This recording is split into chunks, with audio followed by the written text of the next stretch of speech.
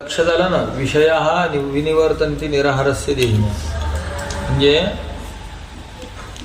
राग त्याचा टाकल्या जात नाही. जो निराहारी आतुर आहे, दुःखी आहे, कष्टी आहे, तो आहाररहित असतो, पण त्याचा राग नाही टाकला जात. का नाही टाकला जात? कारण राग तर त्याचं चिन्ह आहे ना. काय आहे शास्त्र? राग लिंगम अबोधस्य.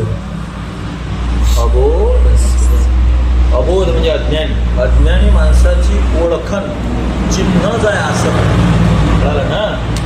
चिन्हच आहे आसक्ती. ज्याला आसक्ती नाही तो ज्ञानी आहे, आसक्ती आहे तो अबोध. याचं ज्वलंत उदाहरण गुरुवर्य बघते बाबा. जात एवढं घर भरेल, नातवंड परतोंड पंतू आबान, मध्ये आला कोणी की विठ्ठलन त्या फोटोच्या जय कडे बोलत नव्हते, असं करत फक्त. आणि बस फक्त विठ्ठलाला पाहत राहा. हे अनासक्त व्यक्तीचं उदाहरण आलं ना. स्थित प्रज्ञाचं उदाहरण गुरुवर्य बघते. राग लिंगम अबोधस्य. आणि अज्ञानी मनुष्याला आसक्ती असते.